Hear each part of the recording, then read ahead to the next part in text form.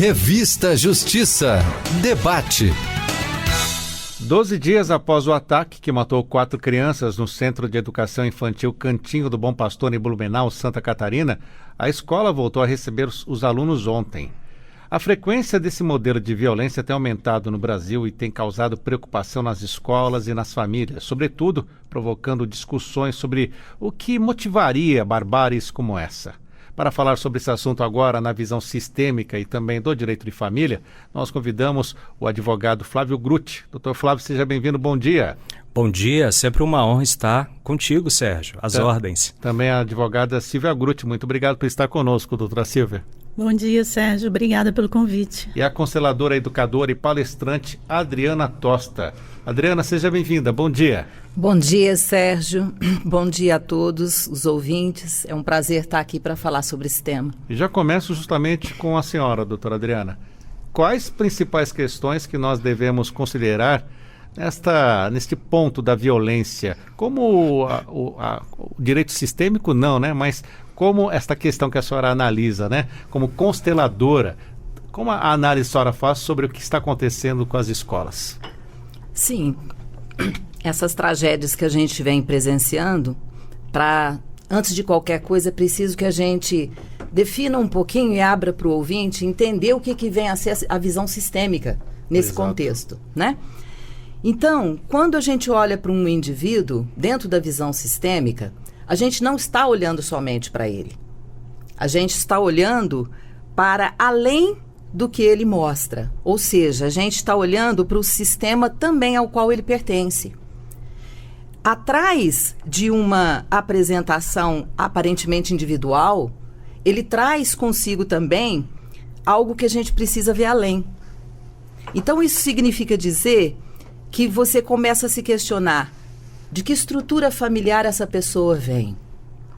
Qual o contexto aonde ele foi criado? O que aconteceu na história que desestruturou aquela família a qual ele pertence? A que essa pessoa esteve exposta desde que ela está aqui no mundo, né? E também que eventos ocorreram, porventura, dentro desse sistema familiar que ele pôde presenciar, vivenciar e trazer para a fase adulta. Então, tudo isso a gente precisa prestar atenção, porque nós estamos falando aí de algo muito sério que se chama ocorrências traumáticas. Nós estamos falando de trauma. Mas o que é um trauma? Então, um trauma é tudo aquilo que aconteceu ou rápido demais, ou cedo demais, ou intenso demais, que a pessoa não suporta naquele momento.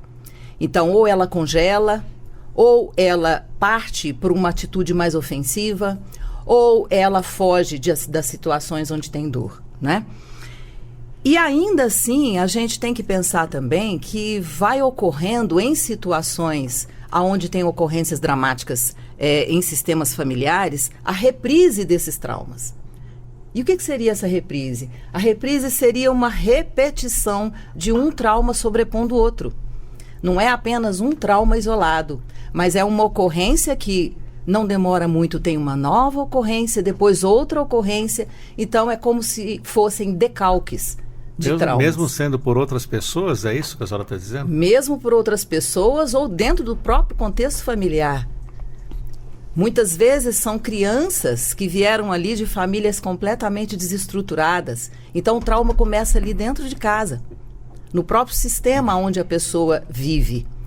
E o que acontece em decorrência disso? A pessoa vai desenvolvendo neuroses, psicoses, distúrbios psíquicos, que vão sendo praticamente desconsiderados. Só que o trauma tem como característica dele não perder a intensidade. Significa dizer, então, que aquela pessoa vai crescendo e leva para a fase adulta aquele contexto que não foi sequer visto em momento algum. E pode, sim, se tornar uma pessoa extremamente violenta e cometer atrocidades absurdas, destruindo também outros sistemas de família. Compreende? Sim. Então, a visão sistêmica, a gente precisa também deixar muito claro que dentro da visão sistêmica, a gente busca compreender e entender, mas jamais anular a penalidade que precisa ser aplicada. Doutora Silvia, a senhora que está acompanhando também essa questão sistêmica, o que tem a dizer sobre esta onda que infelizmente chega aqui ao Brasil? Nos Estados Unidos já víamos, né, tantas notícias que chegam, até um filme, Tiros em Columbine, falando sobre aquele massacre. E aqui no Brasil, a que se deve isso, na opinião da senhora? Sérgio, eu tenho uma opinião de que, eu vou fazer até uma brincadeira aqui, né, que o videogame é aquele convidado que não sabe a hora de ir embora, né? Então eu acho que tem aí uma grande parcela de jogos que acabam influenciando e misturando o real com o virtual, né? Então, o limite, o tempo de jogo, eu acho que está muito além do que se tornaria algo só como uma brincadeira. Então, nós estamos vivendo gerações adoecidas emocionalmente, né? São gerações que estão vivendo fantasias, né? O irreal.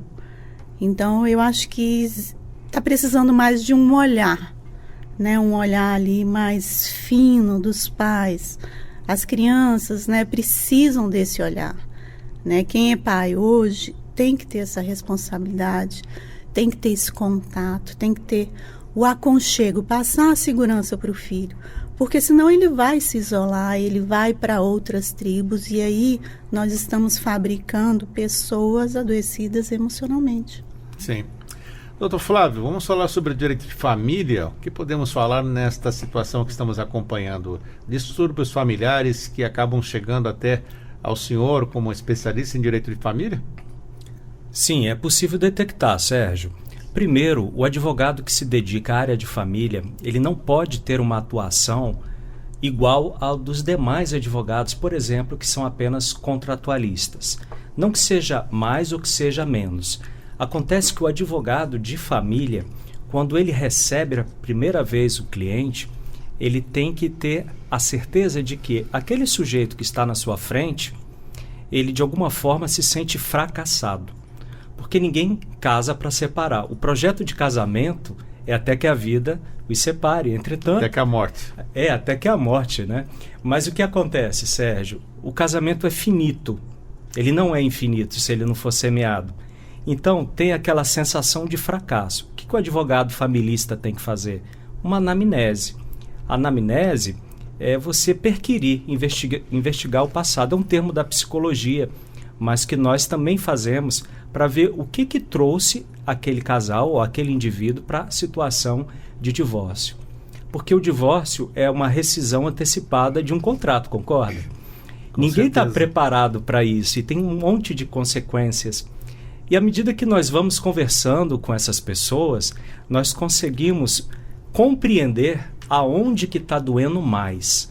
Como que a gente percebe?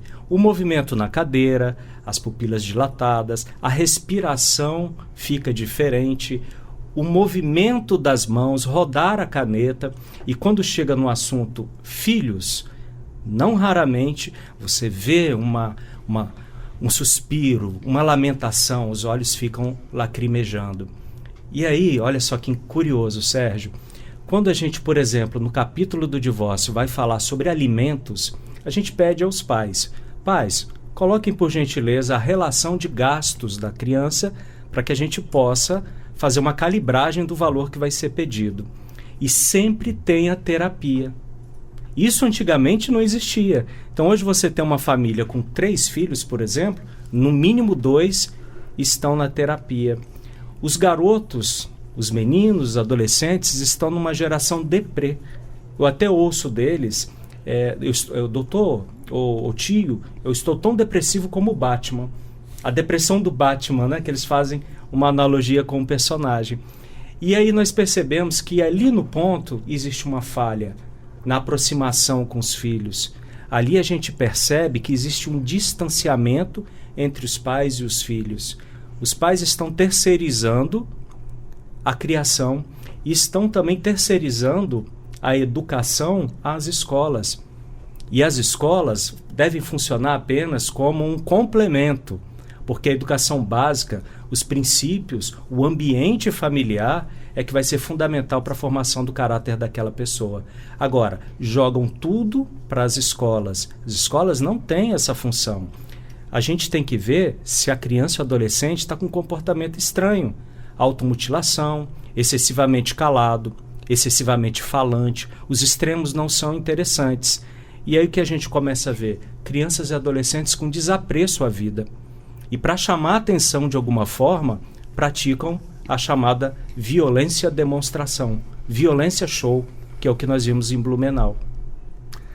O senhor é psicólogo também, doutor Flávio? Não, eu sou advogado apenas, mas eu confesso que eu fiz vestibular para Direito e Psicologia. No último momento eu fui para o Direito, mas sou absolutamente apaixonado pela Psicologia. Tem que fazer uma Psicologia também, para acrescentar o currículo, porque a vivência já está formando o senhor como psicólogo, né? Ah, se eu fosse 20 anos mais novo, quem sabe, né, Sérgio? Pois é, nunca é tarde, né, doutora Adriana? Nunca é tarde. E eu já falei isso para ele. Eu acho que em breve ele vai estar aprofundando aí, né, no universo da consciência sistêmica. Porque, na verdade, é para todos nós, né? Com certeza. Doutora Adriana, acompanhamos esses casos, como eu já citei aqui, lá nos Estados Unidos. E o que está acontecendo lá, está acontecendo aqui também, para que nós possamos ter esses casos de violência nas escolas. O que acontece lá, a cultura americana está chegando aqui, porque lá se diz que os pais criam um filho e ele, quando chega a determinada idade, tem que sair de casa para os estudos. É questão afetiva? O que está acontecendo? Você falou em questão afetiva. O ser humano, por excelência, ele já nasce buscando o afeto.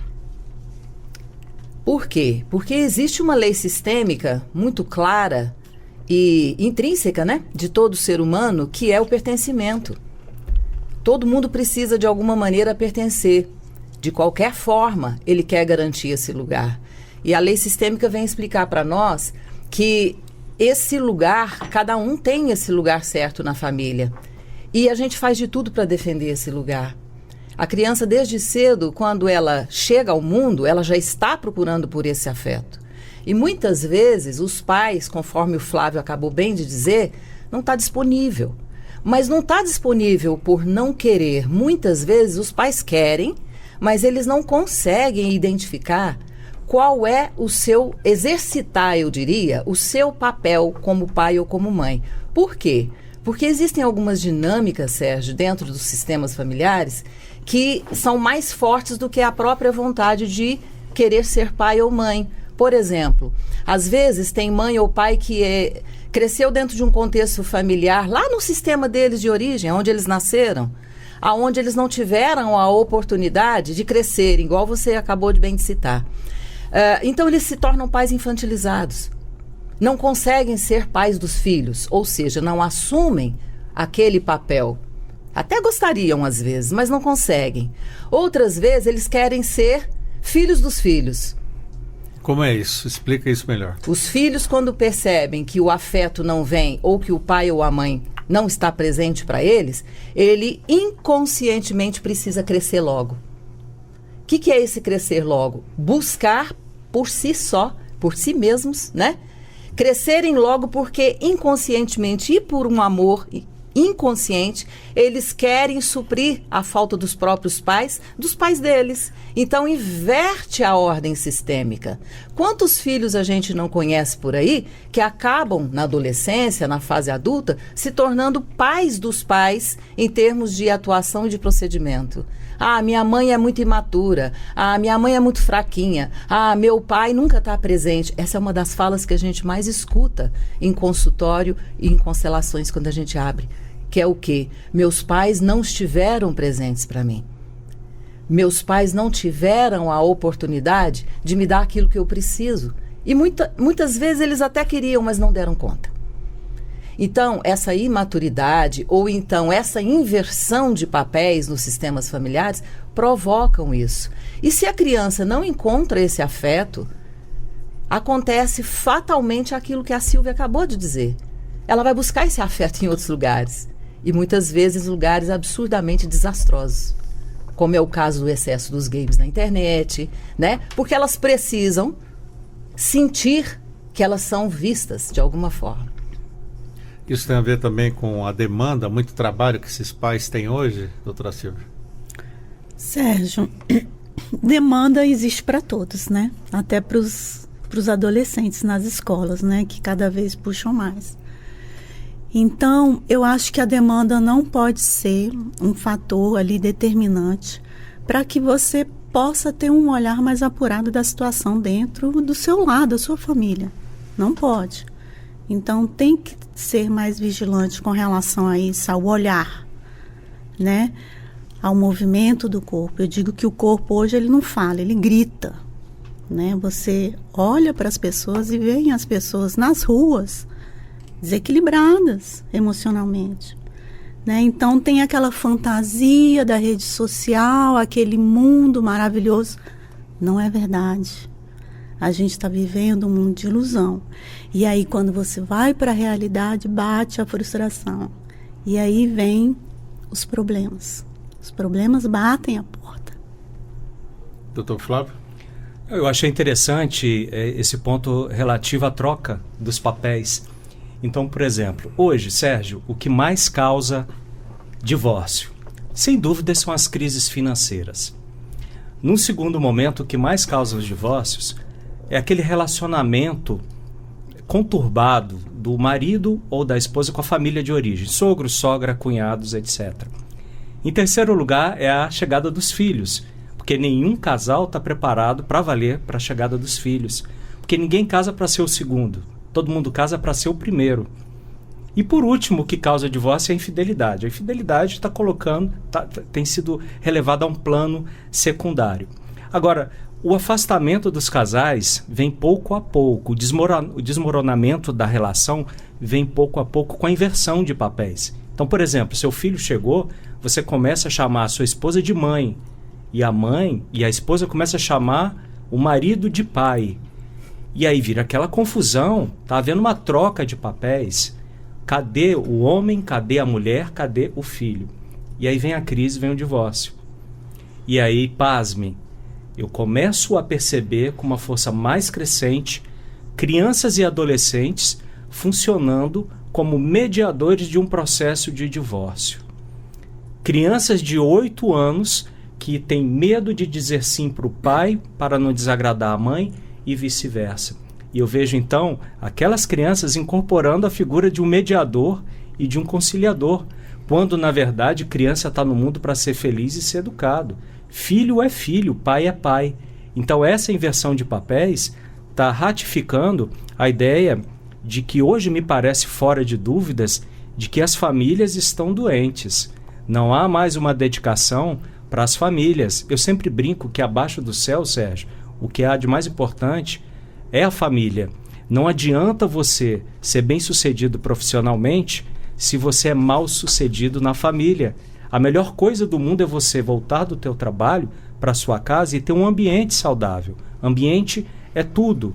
E o primeiro passo para nós mantermos um ambiente saudável, para a criação dos nossos filhos, para que eles não descambem para esse tipo de violência demonstrativa, como eu disse, violência show, é ter um contato de qualidade, é ter um contato mais íntimo com o seu filho. Filho é filho, pai é pai. Doutora Adriana, 2 pontos que eu gostaria de tratar com a senhora. Essa questão de tratamento entre os pais e as mães, um chamando de pai, de mãe, isso acaba interferindo também, como o doutor Flávio citou aqui? Como isso funciona? Essa é uma dinâmica muito comum e é reforçada, né, por esses tratamentos, porque, na verdade, na hierarquia, existe uma lei dentro da consciência sistêmica que diz que é a lei da precedência. Essa lei da precedência diz o seguinte: aqueles que vieram antes ocupam uma hierarquia temporal superior aos que vieram depois. Isso é uma lei sistêmica, né? E o que ocorre é, se a gente vê que antes de ser pais e mães dos filhos, nós somos o parceiro, o casal. O casal vem primeiro. Então, isso que o Flávio falou, dessa forma de tratamento, acontece demais, Sérgio. Às vezes os pais se casam, é meu bem para cá, meu amor para lá. Quando vem o primeiro filho, praticamente o casal se esquece. Muitas vezes o casal só olha para o filho que vem e começa a tratá-lo como a prioridade número 1. Quando, na verdade, a prioridade número 1 pela lei da precedência, é ainda o casal. Você já parou para observar como as crianças adoram ver papai e mamãe bem? Se namorando, se abraçando, se tratando bem? Isso é uma lei natural. Quando é invertida e o filho passa a ser o foco do casal, o casal se perde entre si. E o que é pior, o filho percebe tudo e se ressente. O sistema ganha uma inversão de ordem e todos são prejudicados. E isso pode desencadear esta busca para chamar a atenção dessa forma violenta, como esses autores de ataques às escolas? Com certeza, sim. Com certeza. O bullying? Demais. Isso nas escolas, porque a criança, na verdade, ela leva para a escola o sistema dela. Existe um trabalho belíssimo que eu quero crer que um dia estará em todas as escolas, que é o trabalho da pedagogia sistêmica, que é maravilhoso. Quando a criança chega na escola, dentro da abordagem da pedagogia sistêmica, quando a professora recebe, ela olha para os olhinhos da criança e diz a ele: olá, fulano, tudo bem? Seja bem-vindo. Quando eu olho para você, eu vejo seu pai e sua mãe. Olha que belíssima conscientização para a criança no primeiro dia de aula. Então, você já está ali mostrando para a criança, subliminarmente, a importância que os pais têm. Então, dentro dessa filosofia sistêmica para as escolas, né, seria fundamental que essas leis invisíveis que regem os relacionamentos humanos pudessem estar dentro desse ambiente também. Então a criança respira fundo e fala: então eu não estou aqui sozinho. Meu pai e minha mãe estão aqui atrás de mim. A professora disse. E naquele momento a professora é uma voz de autoridade.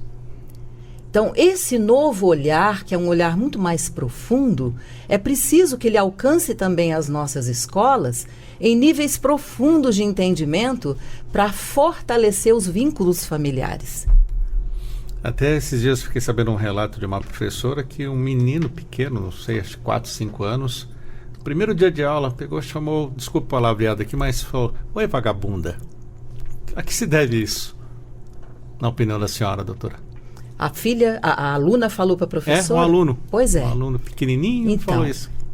Vem de casa. Ela trouxe de casa, ela trouxe do sistema familiar dela exatamente como ele funciona. Não é? Então, se dentro do ambiente familiar não se tem um respeito, inclusive para aquele que vai dar a complementação da educação dos nossos filhos, e isso começa mesmo pelos pais, imagina como uma criança dessa chega na escola. Ela chega pronta para uma afronta o tempo todo. Mas a criança, na verdade, ela está só reproduzindo algo que ela já conhece. Pois não, Flávio. Não, Adriana, interessantíssimo. Até um fato que aconteceu recentemente. Estava indo para uma caminhada no parque da cidade. Eu vi um pai retirando uma criança do banco traseiro de um carro, provavelmente de uma cadeirinha. E desculpe também a palavra. Em determinado momento ele falou assim: fulana, você não tem jeito. Você não tem jeito. Continua porca. Aquilo me chamou a atenção e me causou uma revolta momentânea. E eu pensei: pobre pai, não sabe a dimensão que a palavra de um pai e de uma mãe tem sobre a vida do filho. Imagine uma criança que deveria ter 6 ou 7 anos ouvir isso ao longo da vida: você não tem jeito, você é uma porca. Que adulta ela será? Ela será uma adulta, salvo o melhor juízo, problemática. E o que ela vai fazer? Repetir esse comportamento. Até inconscientemente, as experts em direito sistêmico até me corrijam, mas isso vai sendo transgeracional. Até o momento que alguém vai ter que chegar e falar: ponto final, daqui para frente, parafraseando, quebra isso. Tudo vai ser diferente. Doutora Silvia. O que eu noto, Sérgio, é que parece que as pessoas querem modelos prontos, né? Aquela coisa bonitinha dentro da caixinha, limpinha, com lacinho de fita. O ser humano não é isso, né? Nós brincávamos na chuva, a gente subia, a gente andava descalço. Então, eu acho que tem que voltar essas brincadeiras, né? Então, o que eu noto são os modelos prontos, nas escolas também, né? Eu acho que as escolas também estão um pouco despreparadas, precisando de uma atualização. Tem crianças que não conseguem ficar sentadas, eles querem que crianças de 5 anos fiquem sentadas olhando a professora falar. Isso não vai funcionar. Não é o perfil ali no momento.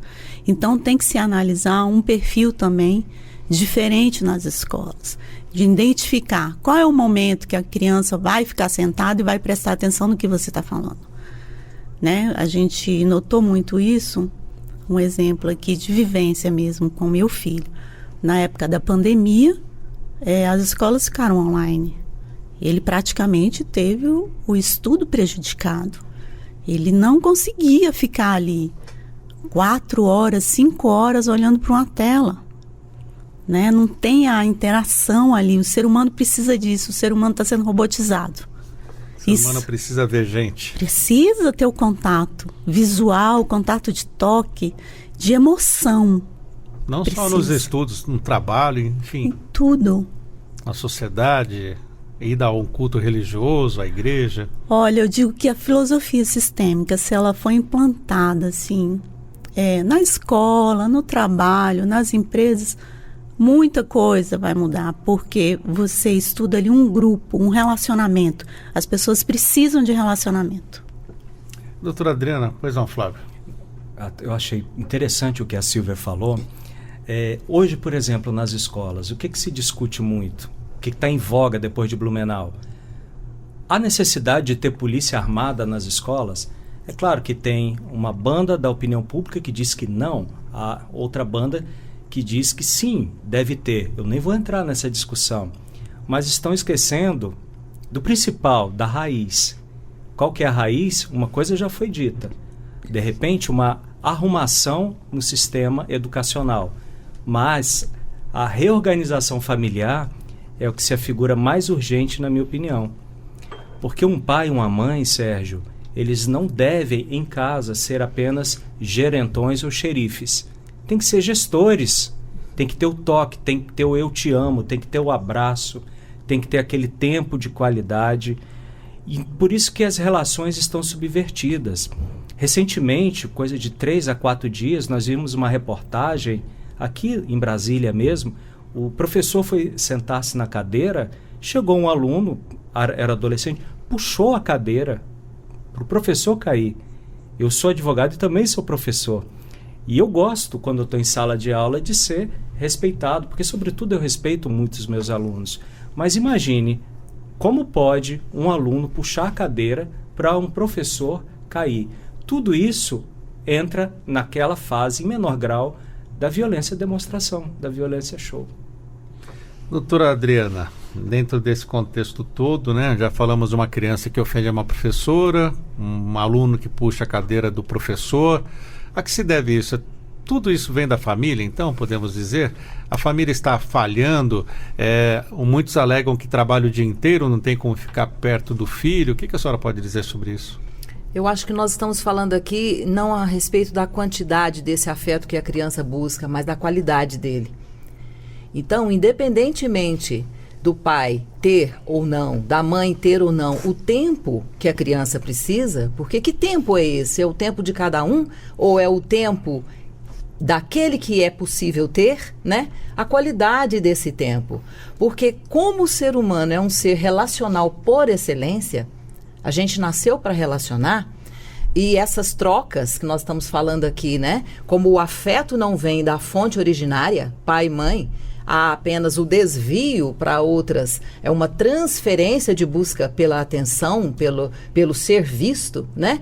Então, tudo isso num contexto em que a ausência desse pai ou mãe vai ocasionar, sim, que tudo aquilo que é misturado por meios das mídias sociais, pela internet, né, atinja essa criança, esse filho, né, esse aluno, de uma maneira desprotegida.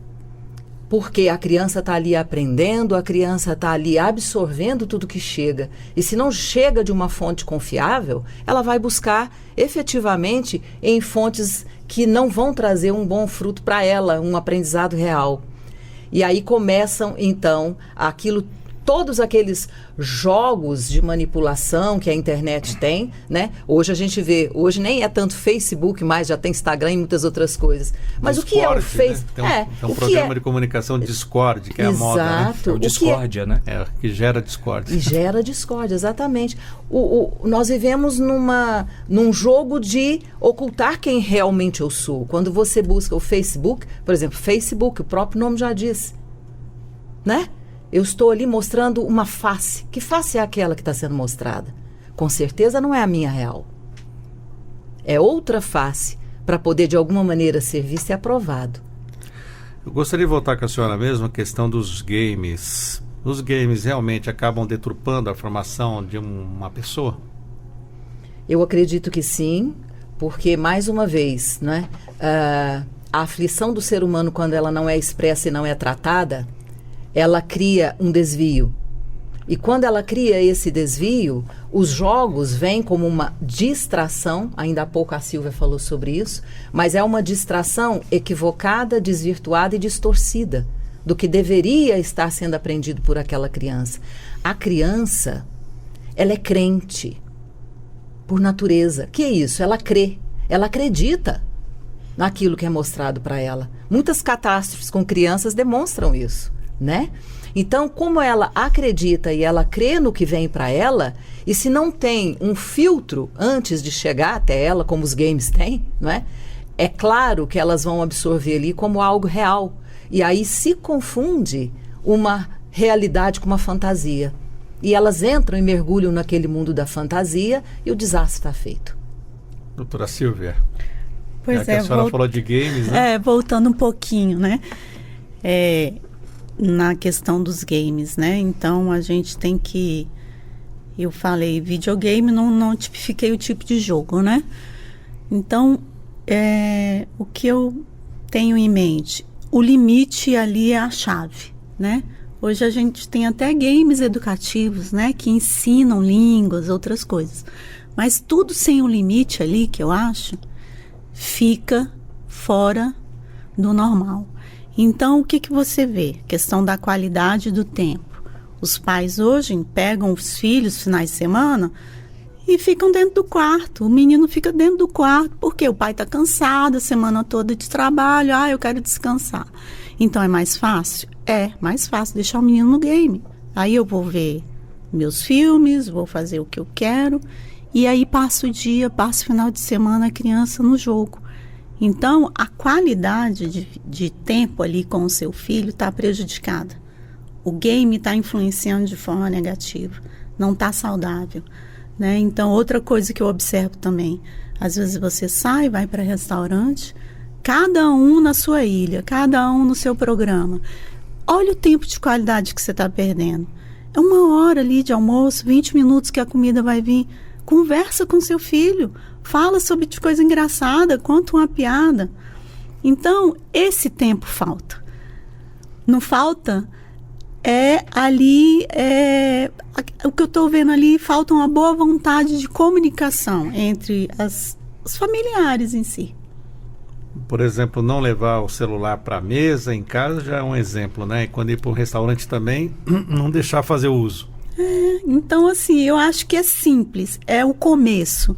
É difícil? Porque já vem acostumando ali aquela coisa de cada um com o seu celular. Mas se você começar, o começo vai gerar o hábito. O pouquinho todo dia, lá na frente, no futuro, isso vai trazer um resultado muito bom.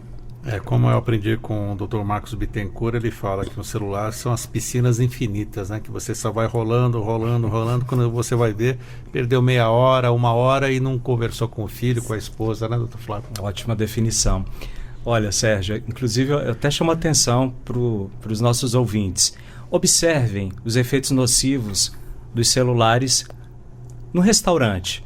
O casal que acabou de se unir, eles vão conversar e vão olhar olhos nos olhos.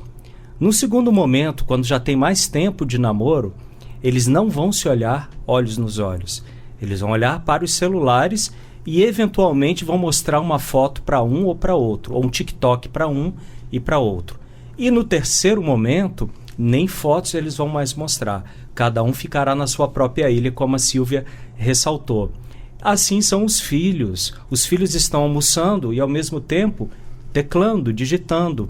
E aí o que acontece? Uma confusão entre o mundo real e o mundo virtual. Eles veem aqueles jogos com guerras, com ataques, como uma missão, Sérgio. Naquele jogo, ele é gente, ele tem o poder, ele vai destruir o inimigo. E se os pais não estiverem atentos, ele vai levar aquele game para a vida real. E mais uma vez, repito, na violência show, violência demonstração, eles estão, na verdade, materializando um game. Eles estão cumprindo uma missão. E a partir do momento que todos verem que ele cumpriu a missão, ele conseguiu atacar a solidão. Ele começou a mostrar ao mundo: ei, eu tenho problema, estou abandonado e ninguém deu bola para mim. Tá aí o resultado. Isso é muito patente para mim. Doutora Adriana? E complementando isso que a Silvia e o Flávio disseram aqui agora, eu acho que nós acabamos de sair, estamos aí, né? Ainda está presente, mas em menor intensidade, uma pandemia, e estamos vivendo em paralelo a pandemia do isolamento. Está muito difícil as pessoas, hoje em dia, principalmente nessa questão das mídias sociais, realmente se relacionarem. A pandemia do isolamento, ela se faz presente. E olha, quando a criança, essa coisa de tomar o celular, não deixar isso, deixar aquilo, é ótimo, é um preventivo. Porém, a gente não pode esquecer que tudo começa nos pais. Então eu penso que a maior herança que a gente pode deixar para os nossos filhos é tratar as nossas próprias questões. Ver em nós mesmos aonde tudo começou ou aonde tudo se estancou e eu nunca mais olhei. Eu vejo muitos pais buscando, eles entram em contato conosco direto, buscando uma ajuda terapêutica para o seu filho de 8 anos, que não quer sair do computador, o adolescente que mal fala bom dia. Mas quando a gente pergunta, e você, pai e mãe, como vocês estão? Você acha que eles estão diferentes dos filhos? Como é que eu vou querer tratar o meu filho se eu não olho para as minhas próprias questões? Para que o meu filho venha a ser um espelho daquilo que eu não consegui fazer por mim. Então, na verdade, o que a criança, o adolescente faz é um pedido de socorro real em dizer: pai, mãe, cuidem de vocês para que nós fiquemos bem. É um pedido de socorro, sim. É sistêmico. São todos juntos, a começar por ordem da precedência, quem veio primeiro. Quem veio primeiro? Os pais. Quando a gente trata, Sérgio, os pais, seja através de uma conscientização sistêmica ou seja através de uma constelação, eles tomam consciência e falam: uau, então era isso. E quando eles começam a mudar, a se reorganizar internamente, olha que interessante, os filhos melhoram. Então, será que é somente a criança que é o problema? Tem que olhar tudo que veio antes, aquele contexto mal trabalhado, que desconsiderado, eu diria, né? Das suas próprias vidas, que vem hoje refletindo na vida dos próprios filhos. Doutora Adriana, e o que deixou de ensinamento, então, Bert Hellinger, o pai da constelação sistêmica, nessa questão de orientação para os pais? Como eles podem detectar esses comportamentos das crianças, dos adolescentes? Complementando isso que eu acabei de dizer, né? Porque, na verdade, eles devem verificar primeiro o que está fora de ordem nesse sistema. Eles nem precisariam fazer uma constelação exatamente para isso, mas pelo menos uma conscientização sistêmica para verificar se está tudo mesmo no lugar certo. Será que eu estou sendo o pai? Será que eu estou sendo realmente a mãe? Ou esse papel está invertido? Qual é o meu papel como esposa? Qual é o meu papel como filho? E separar, botar cada um na sua caixinha e começar a atuar dentro desse lugar. Colocar os filhos também como o rei da casa é uma coisa que acontece muito e é muito prejudicial. É muito prejudicial porque vira uma idolatria. Esse reizinho que é hoje, imagina no futuro que adulto será. Provavelmente um tirano, aquele egocêntrico que vai achar que tudo e todos o servem, né? A falta do não também? A falta do não, sempre. A falta do não, sim. Ou seja, é preciso que a gente coloque limites. Até que ponto eu vou dizer sim, até que ponto eu vou dizer não e o porquê. As crianças são muito questionadoras, né, Silvia? E uma coisa que a Adriana falou aí que eu lembrei aqui. A comunicação não violenta. A forma do não dito, ele vai ser recebido de várias maneiras. Então, se você fala para um filho um não de uma forma firme, mas com carinho, ele vai te escutar. Agora, se você fala um não de uma forma agressiva, ele vai fazer o contrário. É a tendência, né, do adolescente fazer o contrário.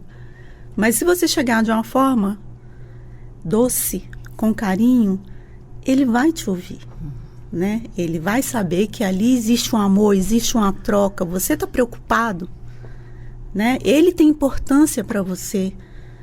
Você não quer que ele passe por alguma dificuldade, alguma dor. Ele vai te ouvir. Então, a forma da comunicação também eu acho que é muito importante. E o psicólogo Flávio Grutti, o que fala? Estamos brincando aqui, amigo ouvinte, mas o doutor Flávio é advogado. Um advogado... Eu acho que eu sou um psicólogo frustrado, né? Porque eu não consegui não fui adiante, né? Mas a advocacia e a psicologia andam juntos, né? Sim. Mas cada um na sua área, né? O advogado não pode tentar subtrair ou assumir a função do psicólogo e vice-versa, né? As duas profissões sofrem uma concorrência muito forte do Dr. Google, né? Às vezes os clientes já chegam, já deram, entre aspas, uma gugada e já acham que sabem tudo. E realmente não é bem assim. Sérgio, é interessante porque o divórcio, ele tem alguns capítulos. Numa ação de divórcio, você tem que tratar da questão patrimonial, que é a partilha. Você tem que tratar da questão dos alimentos. E depois você tem que tratar da questão da guarda e do direito de convivência. O direito de convivência é um antigo direito de visitas que recebeu um novo nome da doutrina. Muito bem, o que acontece? Eu achava que o mais difícil era tratar das questões patrimoniais. Eu já estou reformando a minha percepção, porque a questão patrimonial, se não houver nenhum consenso quanto à partilha, o juiz vai sentenciar conforme o regime que foi adotado, ponto final. Agora, a questão da convivência, do relacionamento com os filhos, é muito mais difícil e os casais não conseguem seguir adiante sem o apoio do advogado ou do juiz. Explico. Muitas vezes, o juiz hoje ele pode fragmentar o mérito do divórcio. Ele pode decidir no primeiro momento na sentença do divórcio, impondo o rompimento do vínculo e partilhar. E deixar a questão da guarda e da convivência para um momento posterior no mesmo processo. De que forma? Deu a sentença parcial de mérito, depois ele continua. O que está acontecendo, Sérgio? Existe hoje o chamado estudo psicossocial. O estudo psicossocial ele é realizado por uma equipe multidisciplinar, contendo psicólogo, sociólogo, pedagogo, é multidisciplinar. E o problema, Sérgio, é que essas equipes, elas são multitarefas, tem uma demanda incrível. E às vezes, numa única entrevista com o pai, com a mãe, com as crianças, solta um laudo e esse laudo vai nortear a decisão do juiz. Imagine, o juiz tem 4, 5 mil processos numa vara. Eu digo que os advogados familistas é que devem fazer a justiça no primeiro momento, porque serão as partes que vão decidir. Se você deixar para o juiz, vai desagradar alguém. E aí o que ocorre? Hoje, para você fazer um laudo de uma criança e de um adolescente, são necessários 7, 8 encontros e utilizam critérios científicos. Como pode uma equipe multidisciplinar, que tem milhares de processos, lavrar um laudo para decidir um processo, para decidir vidas num único encontro de 20 minutos? Tem alguma coisa falha. Então, os pais não estão tendo a capacidade, a racionalidade, a maturidade de saber que a conjugalidade acabou, mas a paternidade e a maternidade é para sempre. E aí os advogados, nós familistas, muitas vezes nós viramos depósitos de lamentações e insatisfações se nós deixarmos. Não se pode um casal com 20, 30 anos de casamento querer fazer o divórcio e resolver tudo em 5 dias. Não é assim que funciona.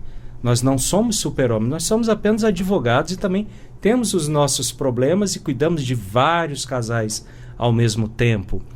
E aí nós chegamos numa situação, concluindo, que os advogados, nós somos consultados: doutor, eu não consegui fazer uma compensação do final de semana. Doutor, o meu ex-marido não quer deixar que a minha filha seja daminha de casamento da minha cunhada. Então, eles nos colocam naquela situação intramuros, no seio familiar, que nós não somos capacitados e nem temos tempo para isso. Então, qual é a minha queixa, qual é o meu alerta aos pais e advogados que nos ouvem? Maturidade, racionalidade. Os pequenos detalhes da vida familiar têm que ser resolvidos pela família. O juiz, ele não vai cuidar da sua vida para sempre, nem o Ministério Público, nem o advogado. Doutora Adriana, voltando àquela questão que eu acabei interrompendo a senhora com algumas colocações, sobre a orientação para os pais, então, para detectar se o comportamento do filho está estranho, o que ele deve observar, tanto na criança e principalmente nos adolescentes? Bom, a princípio, a primeira orientação que a gente sempre tenta passar é estar presente de fato. Estar presente não é presença física. Estar presente é se fazer presente, que é a maior queixa dos filhos em geral, né? Então, o quanto um pai e uma mãe puderem estar sintonizados, eu diria, realmente com esse filho que tanto precisa e estar disponível com a presença de fato é muito importante, porque mesmo aquilo que não é dito é percebido. Às vezes a pressa é tanta que um pai ou uma mãe dão alguma orientação sequer sem olhar nos olhos do filho.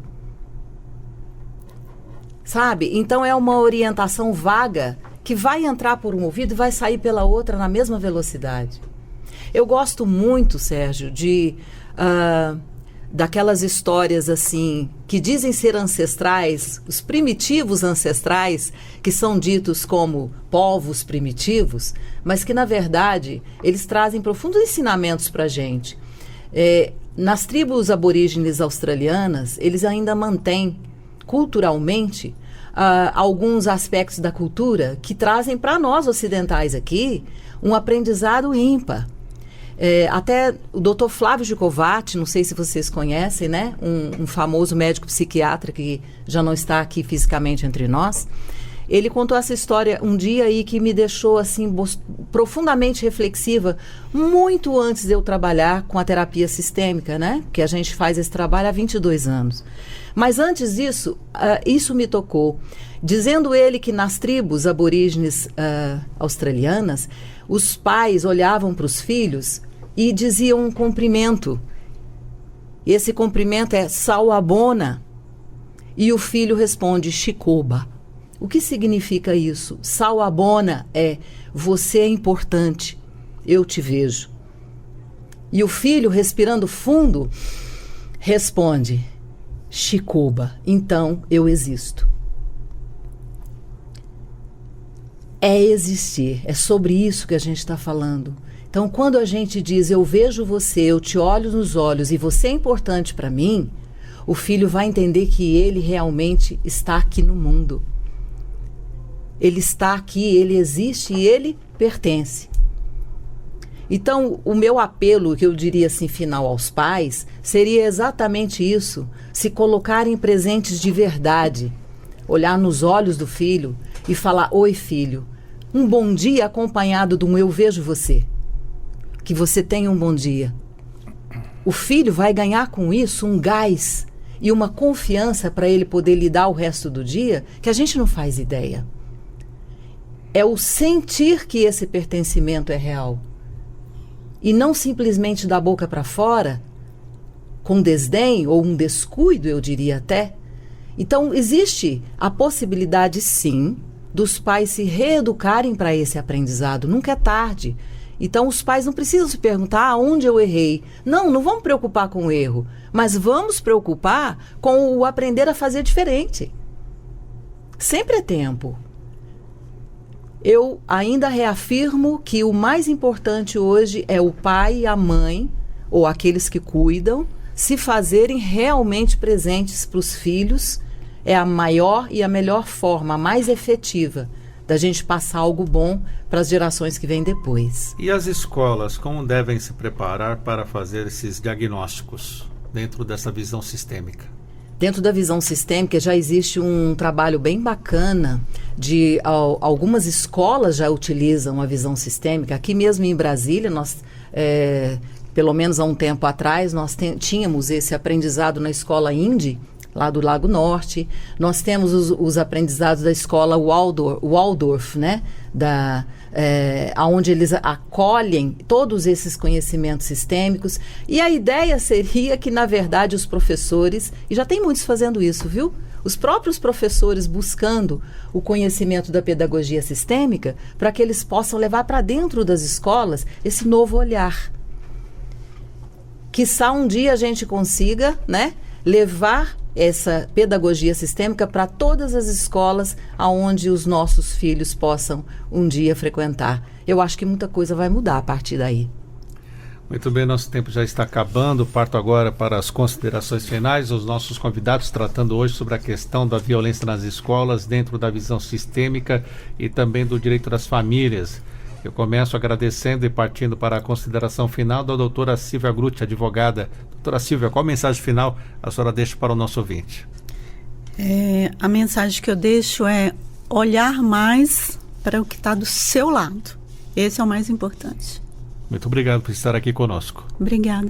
Doutor Flávio Grutti, advogado e também com grande conhecimento e viés psicológico, aqui advogado especialista em direito de família. Doutor Flávio, muito obrigado por estar conosco. As suas considerações finais. Sérgio, é porque eu já vivi com muitos casais, né, em conflito, e você sabe que sofrimento é treinamento.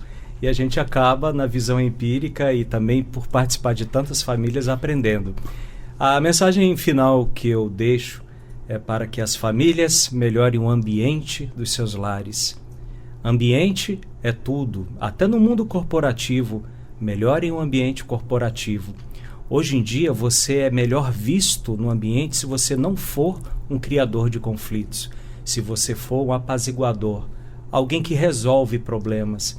Então, se você é pai e mãe, olhar atento aos filhos, mais próximo. Não fique apenas na internet buscando aqueles cursos de 20 minutos e você já se sente capacitado para dizer que A, B ou C é autista, ou A, B ou C é disléxico, ou é bipolar, ou é narcisista. Em 20 minutos você não aprende isso. Para você julgar alguém, diagnosticar alguém, é preciso muito tempo de estudo. Vai estudar, enquanto isso, cuida do ambiente familiar e seja amoroso sobre tudo. Deixe claro para os seus filhos que vocês sempre estarão de braços abertos para quando eles precisarem de uma orientação. Mais uma vez, obrigado, doutor Flávio. Também agradeço a consteladora, educadora e palestrante, doutora Adriana Tosta. Qual a mensagem final a senhora deixa, além dos nossos agradecimentos já? Bom, eu acredito que não foi à toa que Bert Hellinger deu o nome às leis sistêmicas de ordens do amor. Então, as ordens do amor, de fato, eu acredito que seja um movimento interno da gente realmente descobrir, não no sentido piega solto da palavra, mas no sentido real. Se a gente consegue praticar essas ordens do amor na nossa vida, quem sabe a gente pode vir a interromper cada vez mais os fluxos aonde esse amor familiar não pôde fluir. E, de fato, a gente colocando essas ordens em prática na nossa vida diária, o fluxo amoroso possa retornar aos sistemas familiares. Doutora Adriana, muito obrigado por estar conosco também. Obrigada a todos.